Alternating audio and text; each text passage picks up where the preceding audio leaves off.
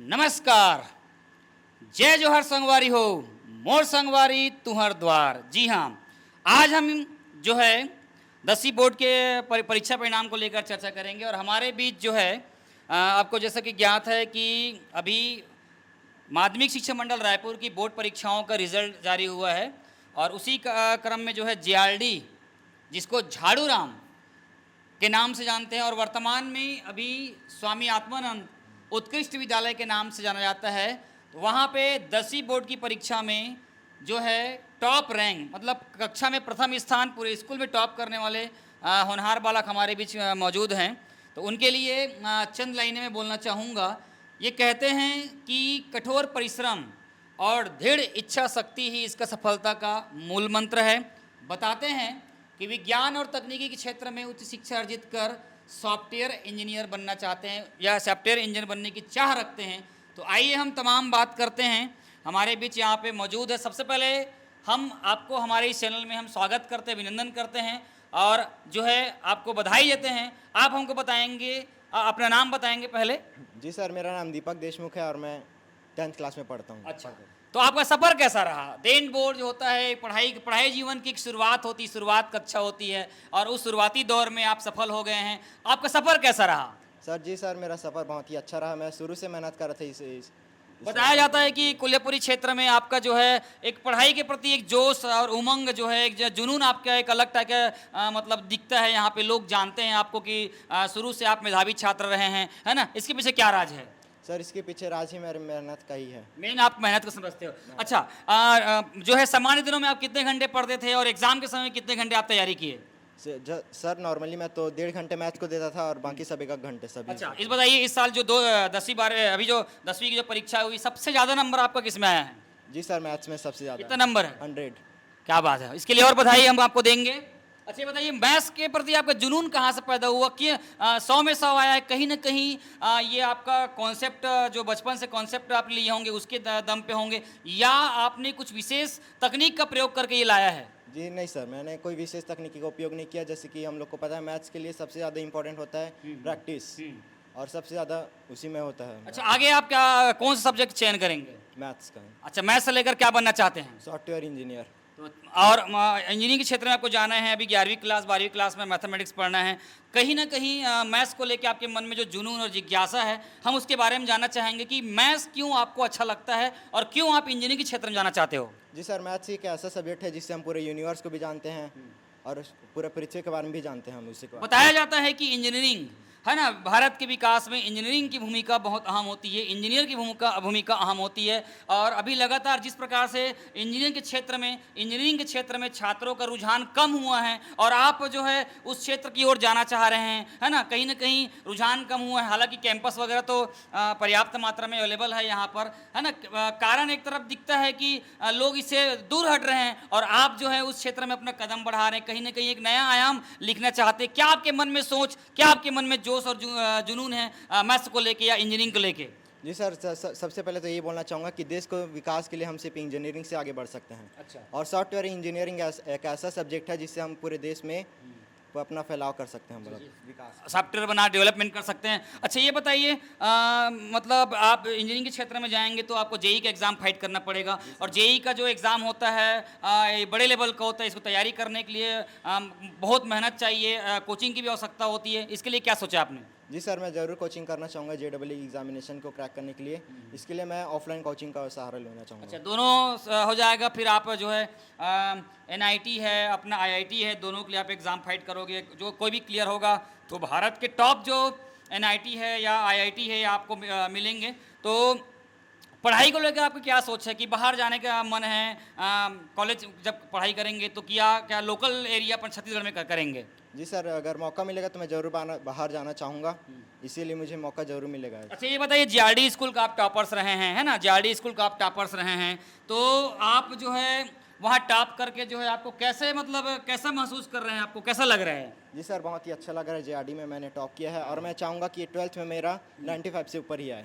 क्योंकि देखो जेआरडी जो होता है स्कूल है वो दुर्ग जिले का बहुत बड़ा स्कूल है, मल्टीपर्पज़ के नाम से जाना जाता है, मुख्यालय है, समन्वय केंद्र है, सारे गवर्नमेंट स्कूल का क्रियान्वयन वहाँ से होता है, वेल क्वालिफाइड टीचर्स हैं वहाँ पे, प्रिंसिपल महोदय भी जो है नायर मैडम काफ़ी स्ट्रिक हैं, स्कूल को लेकर हमेशा नया नया आयाम बनाते रहती है, उनका जो अनुशासन पक्ष है काफ़ी स्ट्रॉन्ग है ना। प्रिंसिपल के लेकर क्या क्या बोलेंगे आप? जी सर, प्रिंसिपल के बारे में जैसे आपने कहा वो सब सही है। वो हमारी मैम है और वह डिसिप्लिन बहुत पसंद करती है और हम सभी को मोटिवेट करते रहती है आगे बढ़ने के लिए। मोटिवेट करने में एक अलग नाम रहा है, डिसिप्लिन तो है ही, स्कूल को बांधे रखे हैं, है ना, ये टीचर्स को और स्कूल को अच्छे तरीके ट्रीट करती है और कहीं ना कहीं उनके मार्गदर्शन में विद्यालय नित अग्रसर प्रगति की ओर अग्रसर है। कहीं ना कहीं उनका एक जो पड़ाव है कहना चाहिए अनुशासन पक्ष को लेके काफ़ी अच्छा तकनीक है। अच्छा ये बताइए, जेआरडी स्कूल में काफ़ी लंबे समय से अभी तक जो है मेरिट में नहीं आए हैं, है ना, बहुत सारे बच्चे बहुत सारे स्टूडेंट्स मेरे वहाँ पर पढ़े हुए हैं, मैंने खुद प्रयास किया है कई बार लाने का लेकिन नहीं आया। मैं चाहता हूँ कि आप उस मुकाम तक पहुँचे और वो जो एक मतलब एक जो लंबे समय से जो सूखा पड़ा हुआ है मेरिट का 12वीं में, उस चीज़ को आप प्राप्त करने का प्रयास करें। मैं चाहता हूँ कि आप वहाँ तक पहुँच के जो है मुकाम हासिल करें। इसके लिए आपको पहले से तय करना पड़ेगा, प्लान करना पड़ेगा, स्ट्रेटजी बनानी पड़ेगी और उसके हिसाब से आपको मेहनत करनी पड़ेगा। क्या कुछ सोच के रखा है अभी तक आप? जी सर, इसके लिए मैं अभी 11 से ही पढ़ाई चालू कर दिया हूँ, अभी से 12th में टॉप करने के लिए। अच्छा ये बताइए, अभी आप 10वीं में आप पढ़े हैं तो ऐसा कोई टीचर्स जिसको काफ़ी आपको सपोर्ट किया हो? जी सर, बहुत सारे ऐसे टीचर्स हैं जिन्हें मैंने सपोर्ट किया है। वैसे तो सारे ही हैं लेकिन कुछ खास का नाम लेना चाहूँगा, हितेश्वरी साहू मैम का। और क्या पढ़ाती थी वो? जी सर, वो साइंस पढ़ाती थी। हितेश्वरी, साइंस के प्रति जुनून आया। अच्छा स्कूल में मैथ्स पढ़वाते थे?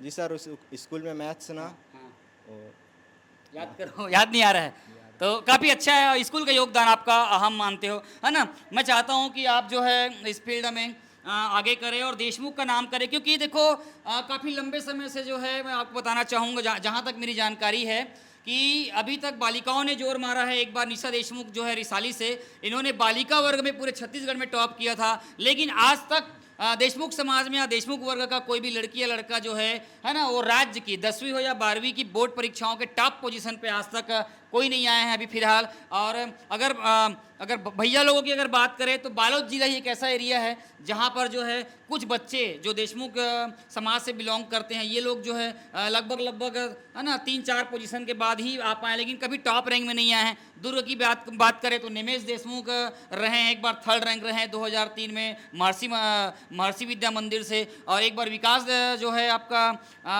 नोमेश दिल्ली वार भी रहा है। तो कहीं ना कहीं देशमुख एक परचम रहा है। मैं चाहता हूं कि उस मुकाम तक आप पहुंचे और आने वाले समय में समाज के और अन्य युवा वर्गों को जो है आप नया आयाम दो, और कहीं ना कहीं उससे क्या होगा, बच्चे और पेरेंट्स लोग मोटिवेट होंगे और कहीं ना कहीं जो है बच्चों के सर्वांगीण विकास में टीचर्स का, आपके मोटिवेशन का और पेरेंट्स का एक बहुत बड़ा योगदान रहेगा, है ना। मैं निश्चित रूप से कहना चाहूँगा कि आप आने वाले समय में जेआरडी स्कूल से पुनः टॉप करें और इस तरह का जो पढ़ाई का जो लय आपने बनाया है उस लय को बरकरार रखें और उस मुकाम तक पहुँचे। इसके लिए मैं आपको अग्रिम शुभकामनाएं दूंगा। अच्छा ये बताइए कि आपके हिसाब से अभी जो बच्चे आएंगे, जो जूनियर आपके आएंगे, उसको क्या मैसेज देना चाहेंगे, कितने घंटे पढ़ने चाहेंगे, उसको लेकर बताएंगे। जी सर, मैं पहले तो बोलना चाहूँगा जूनियर्स को सबसे पहले तो डेली डिसिप्लिन में रहना है और कंसिस्टेंसी से पढ़ाई करना बहुत है जरूरी है। और मैथ्स को सबसे ज़्यादा टाइम देना है, 1.5 घंटे लगभग। बताया जाता है कि एक आदर्श स्टूडेंट की भूमिका में जो है सबसे पहले ये बताया जाता है कि विद्यार्थी सबसे पहले रोज कंटिन्यू रेगुलर स्कूल में जाना चाहिए, है ना, स्कूल के बातों का अनुसरण करना चाहिए, चेहरे पे कॉन्फिडेंस होना चाहिए, है ना, और जो है स्मार्ट वर्क होना चाहिए, काम को हर रोज करना चाहिए, कल के लिए छोड़ना ही नहीं चाहिए। इसको आप किस तरह से मानते हैं? जी सर, काम को कभी कल के लिए टालना ही नहीं चाहिए, इससे हम लोग का काम और ज़्यादा लेट हो जाता है और हम लोग का कंसिस्टेंसी बिगड़ जाता है। अच्छा, रिजल्ट को लेके आपके मन में क्या शंका है कि आपने जो रिजल्ट सोचा था उसके अनुरूप रिजल्ट मिला है कि कहीं आपको कम मिला है, क्या बोलेंगे इसके बारे में? जी सर, इसके बारे में मैं ज़रूर कहना चाहूँगा, मेरे को रिजल्ट में थोड़ा बहुत डाउट है कि मेरा को कम मिला है, उसकी वजह मेरे रीचिंग के लिए डालना चाहूँ। कितना नंबर मिला है इंग्लिश में? 49। देखिए गलत मूल्यांकन का शिकार हुआ है, आपको कहना चाहूँगा पेपर गलत तरीके से चेक हुआ है ऐसा बताया जा रहा है कि इसको 75 में 9 49 मार्क्स मिला है इंग्लिश में, और कहना चाहिए रीचेकिंग का फॉर्म भर चुका है। और कहीं ना कहीं मुझे लगता है कि इतना कम, अब बाकी गणित जैसे सब्जेक्ट में 100 में 100 नंबर लाने के बाद जो है इंग्लिश में इस तरह का कम नंबर मिलना, कहीं ना कहीं यहाँ पर जो है गलत मूल्यांकन का दंश झेल रहे हैं। तो आने वाले समय में आपका नंबर बढ़ने के चांसेस है। जी सर, जरूर बढ़ना चाहेंगे। अच्छा, आगे आगे की शुरुआत किस तरह से करना चाहते हैं? अभी आप 11वीं में जाएंगे, है ना, किस तरह से शुरुआत करेंगे? क्योंकि ऐसा ना सोचना कि 12वीं में पढ़ेंगे, आने वाले समय में पढ़ेंगे, ऐसा नहीं। आपको अभी से बनाना होगा, करना होगा, क्योंकि मैथमेटिक्स जो है, फिजिक्स जो है कोई मामूली सब्जेक्ट नहीं है। इसके लिए मेहनत करना पड़ेगा, कॉन्सेप्ट, फोकस और प्रैक्टिस बहुत ज़रूरत होती है। और रही बात केमिस्ट्री की, पिछले 2 सालों से केमिस्ट्री का पेपर जो है ख़राब तरीके से बच्चे रिएक्ट कर रहे हैं पेपर को लेकर, उसके पैटर्नों को लेकर। तो कहीं ना कहीं मानसिकता बदलनी पड़ेगी, और अभी से आपको उस लेवल में आपको मेहनत करना पड़ेगा। इसके लिए आपको तैयार होना पड़ेगा। जी सर, इसके लिए मैं अभी से तैयारी चालू कर दिया हूँ। अच्छा, तो ये देख रहे थे कि किस तरह से जो है बता रहे थे अपनी पढ़ाई को लेकर तमाम वो बातें, कितनी मतलब गंभीरतापूर्ण बातें, और कहीं ना कहीं समाज के लिए भी एक संदेश होगा कि, है ना, कुर्मी समाज के लिए, कुर्मीवाड़ा के लिए एक बड़ा अच्छा संदेश होगा कि वहाँ के बच्चे भी अच्छा कर रहे हैं। जहाँ एक और जो है अलग जाति के लोग जो है ST SC वर्ग के लोग काफ़ी आगे आ रहे हैं, टॉप पोजीशन पे आ रहे हैं, साहू वर्ग के भी बच्चे काफ़ी टॉप कर रहे हैं। तो कहीं ना कहीं चाहिए कि देशमुख वर्ग के जो आपका कुर्मी वर्ग के जो लोग हैं, है ना, वो आगे आए, है ना। मैं चाहता हूँ कि उसके लिए आप अच्छा पहल करें। चलिए, बहुत बहुत धन्यवाद, आपने हमारे चैनल को समय दिया, इसके लिए आप बधाई के पात्र हैं। हमारे बीच जो है उनकी बहन जो है ना, हमारे बीच उनकी बहन जो है ना, हमारे बीच मौजूद है। काफ़ी उनकी पढ़ाई को लेकर काफ़ी सिंसियर होती थी। चलिए बात करते हैं उनकी बहन से कि क्या उनकी सोच है। सबसे पहले हम आपका नाम जानना चाहेंगे। खिलेश्वरी देशमुख। अच्छा, ये बताइएगा अभी आप वर्तमान में क्या कर रहे हैं? मैं MSc कर रही हूँ। कहाँ से कर रहे हैं? Girls college.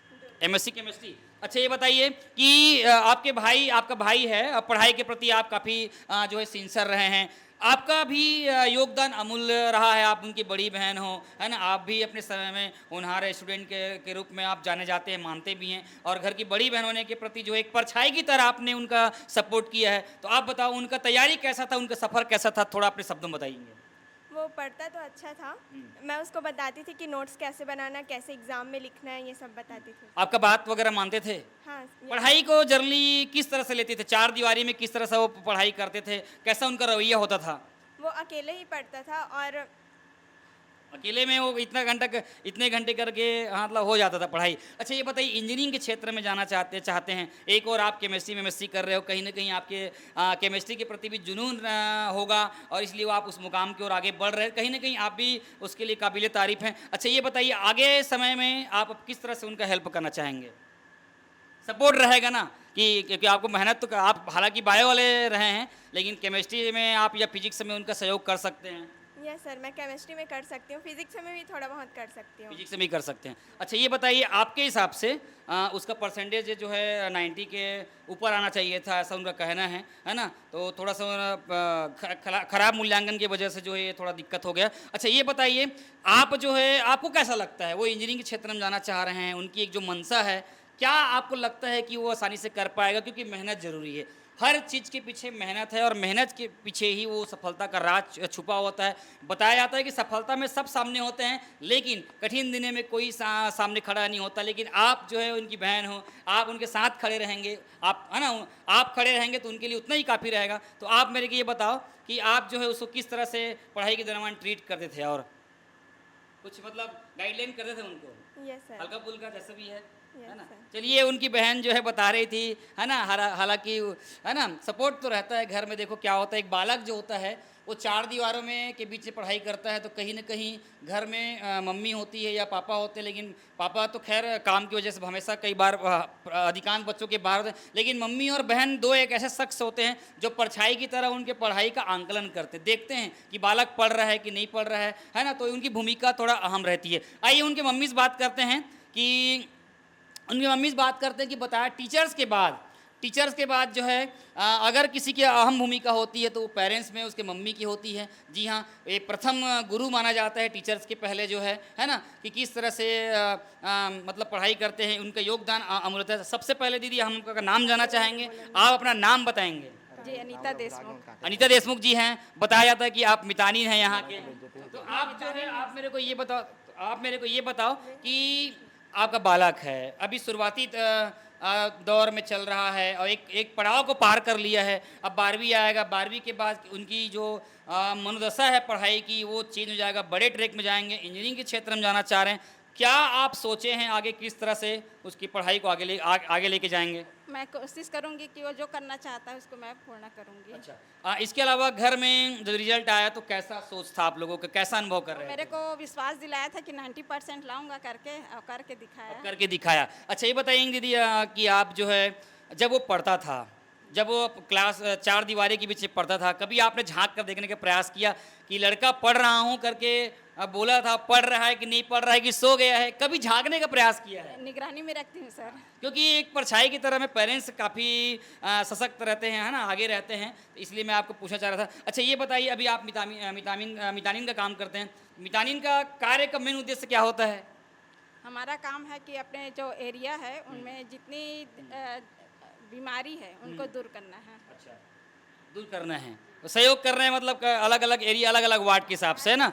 तो आप मेरे को ये बताओ कि पढ़ाई के दौरान कभी आपका बालक नर्वस हुआ हो, है ना, कभी नर्वस लगा होगा उनको कि मम्मी पढ़ने का मन नहीं लग रहा है या सो जाऊं क्या, ऐसा कभी कुछ ऐसा बात आया तो उस समय आप कैसा ट्रीट करते थे आप? उसको बोलती थी बेटा पढ़ने से ही जीवन बनता है, अपना उद्देश्य पूर्ण करना है। क्योंकि आपके बालक और बालिका दोनों हैं और अभी बालिका शिक्षा तो खैर जोर पे है, आगे बढ़ रहे हैं, है ना, बहुत आगे जा रहे हैं। कहीं ना कहीं बालक जो होता है वो घर के बाद में जिम्मेदार नागरिक बनता है, जिम्मेदारी उनके ऊपर आ जाता है। तो इसको लेकर आपके मन में क्या है, क्योंकि वो आपका बालक है, कहीं ना कहीं आगे चलकर आपके है ना मिस्टर जी की कहीं ना कहीं एक रीढ़ की हड्डी बन के वो उभर के सामने आएगा और कहीं ना कहीं आप लोगों की जिम्मेदारी लेगा। तो इसके लिए आपको जो है उनको तैयार करना है वो आगे जाए, इसके लिए क्या सोच रहे हैं? सर मैं जैसे अभी तो मेरे नाम से जानते हैं कि ये अनीता देशमुख का बेटा है करके, लेकिन मैं चाहती हूँ कि आने वाले समय में कि दीपक की मम्मी है करके जाने। नहीं, आपकी सोच बहुत बढ़िया है, इसके लिए आप बधाई के पात्र है और मैं चाहता हूँ कि आने वाले समय में 12वीं बोर्ड की परीक्षा में वो बेहतर नहीं बेहतर से बेहतरीन करके दिखाए और जो सोच मन में रखा है ना, वो आगे पूरा करे और कहीं ना कहीं आप लोग उसको सपोर्ट करो, आगे लाने का प्रयास करो, है ना, दिन प्रतिदिन उसको मोटिवेट करते रहो, पढ़ाई के प्रति उनको, है ना, उनकी जिम्मेदारियों का एहसास कराओ ताकि वो चीज़ को बना रहे, उसके माइंड डिस्टर्ब ना हो। क्योंकि एक तरफ देखा जा रहा है अभी लड़की आगे बढ़ रही है ना, लड़के पीछे जा रहे हैं, लड़के गलत संगति में पढ़ रहे हैं, है ना, मोबाइल के दीवाना हो रहे हैं और मोबाइल में घुस रहे हैं तो निकल नहीं पा रहे हैं। फ्री फायर जैसे बहुत घातक कीड़ा उसको काट खाया है मोबाइल के माध्यम से। तो वो गलत संगति जो है बच्चों के अंदर लत ना आए, इस चीज़ का विशेष ध्यान रखें और अपने बालक की के सर्वांगीण विकास में अपनी जो है अहम भूमिका आप जो है उसका निर्वहन करें। जी मैं पूर्ण प्रयास करूंगी सर कि अपने बेटा का भविष्य बना सकूं। आप हमारे चैनल में आकर हमको हमारे लिए अपना समय दिए, इसके लिए मैं आपको धन्यवाद देता हूं। तो ये देख रहे थे कि किस तरह से दीपक की मम्मी जो है उनके पढ़ाई को लेकर सिंसियर थी और मैं बताना चाहूँगा कि सामाजिक स्तर पर बहुत सारे पहल हो रहे हैं, है ना, बहुत सारे कार्य हो रहे हैं, है ना। समाज के क्षेत्र में अगर देखा जाए तो देशमुख समाज की जो लड़कियाँ हैं, बहनें हैं और जो भैया लोग हैं वो भी आज बहुत आगे बढ़ रहे हैं, कहीं आगे जा रहे हैं, है ना। कहीं कहीं जगह कुछ जगह भी पढ़ाई को लेके भी कई जगह सहयोग की भावना भी है। वर्तमान में दुर्ग में जो है आपको बताना चाहूँगा कि द्रोणाचार्य IAS एकेडमी है जो हमेशा जो है बच्चों की पढ़ाई के प्रति भी बहुत सिंसियर रहती है। CGPSC जैसे एग्ज़ाम में गरीब बच्चों के लिए भी वो पहल कर रहे हैं, है ना, कुछ स्कीम चला रहे हैं और उनसे भी संपर्क कर सकते हैं क्योंकि समाज वर्ग में कई लोग जो हैं लगातार जुड़े हुए हैं। ऐसे लोग जो समाज में पिछड़े हुए हैं उनको आगे लाने का प्रयास किया जा रहा है और मेरे ख्याल से आज के इस दौर में करना चाहिए, बरकरार होना चाहिए, है ना। सबको आगे लाने का प्रयास हम सब में होना चाहिए, सबका विकास होना चाहिए, सब आगे बढ़े। इन्हीं भावनाओं के साथ जो है आप लोगों ने हमारा समय दिया, उसके लिए बहुत बहुत धन्यवाद देता हूँ। तो बने रहिए मोर संगवारी चैनल में। यदि आप मान लो की बात इस चैनल में अगर नए हैं जी हाँ, अगर आप फेसबुक में देख रहे होंगे तो मोर संगवारी ऑफिशियल आप पेज को लाइक कर सकते हैं। इंस्टाग्राम में अगर देख रहे हैं तो मोर संगवारी, है ना, RCC ऑफिशियल में देख सकते हैं और यूट्यूब में अगर देख रहे होंगे तो मोर संगवारी तुम्हार द्वार, जी हाँ, रवि सर एजुकेशनल और मोटिवेशनल चैनल जिसमें कहानी एक सच्चे संघर्ष की, है ना, होती है और हर वर्ग की कहानी को हम इस चैनल के माध्यम से लेकर आएंगे। तो बने रहिए मोर संगवारी तुम्हार द्वार। जी हाँ, तो इनके इंटरव्यू को देखने के लिए टाइप करें मोर संगवारी तुम्हार द्वार।